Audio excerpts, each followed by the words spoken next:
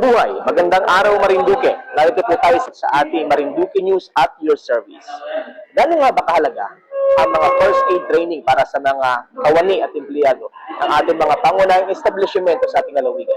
Samahan niyo po ako sa ating report. Iba't ibang mga aksidente pwedeng maganap sa ating buhay, nangangailangan ng sapat na kalaman o tinatawag na basic life support training.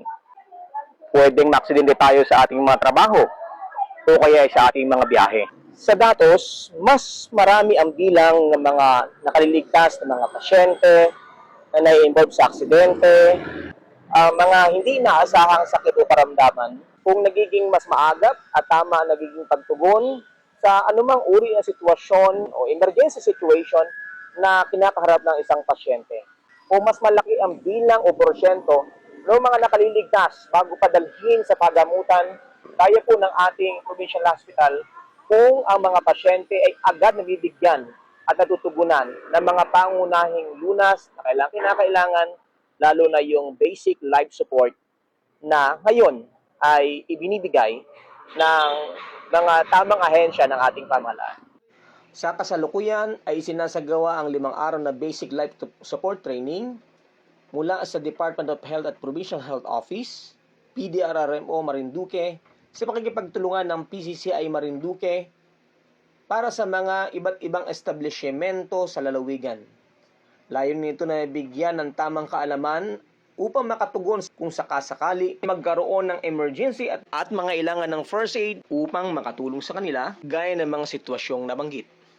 Gaano nga ba ito kahalaga? Pakinggan natin ang naging tugon ng ilan sa mga naging bahagi ng nasabing training. Ako si Mayan Manrique mula sa New Era Mavic. Mahalaga sa amin ang training na ito dahil kami ay pangunahing pinupuntahan ng mga tao para magpa-emission at magparehistro ng mga sasakyan dito sa lalawigan ng Marinduque. Ako si Joel Lilias, ang presidente ng Marinduque Tour Guide Association. Kami yung mga Department of Tourism, Tourist Guide accredited, and then mahalaga ngayon yung ginagawa naming training ng DOH sa BLS at SFA. At dahil kami ang unang mga frontliners kapag mayroon mga bisita ang ating probinsya. Ako po si Cheryl ng Marlin Second Butterfly Culture. Mahalaga po sa amin ang training na ito dahil isa po kami sa pinupuntahan ng mga turista sa Marinduque. At malaking bagay po sa amin ang training na ito dahil kung may mga na-aksidente ay kahit papaano ay meron kaming kaalaman upang makatulong sa mga na-aksidente. Ako po si Evelyn Pisorio from The Block Hotel po, and napakahalaga po nitong basic life support at saka po first aid po kasi po kami po ay nasa accommodation and napakalaking tulong po nito kasi po marami pong turista na pumupunta po sa amin.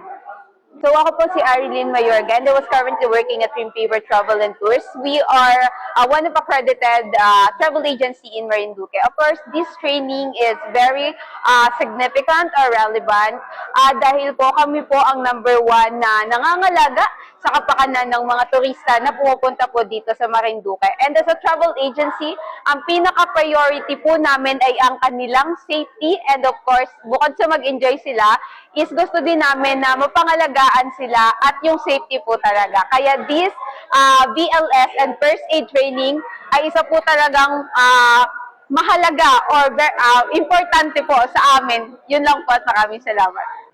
Kaya doon sa mga kababayan po natin o mga agency, private sector man, business sector, na nais po na magkaroon ng tinatawag na basic life support. Pwede po kayo makapag-ugnayan sa ating mga ahensya ng pamahalaan, gaya po ng Department of Health, ng Provincial Health Office, gaya po ng Bureau of Fire, ng PDRRMO.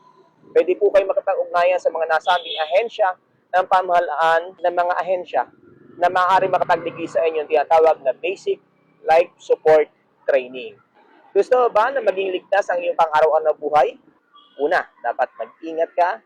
Pangalawa, pahalagahan mo ang iyong buhay sapagkat nag-iisa lang yan at pinahiram na po ang may kapal. Pangatlo, dapat alam mo kung paano mo tutugunan ang iyong pangangailangan, lalo na sa panahon ng emergency. Ako po ang inyong pong kabayan, Adrian Rosales, sa ating Marinduque News at your service report. Magandang araw at mabuhay.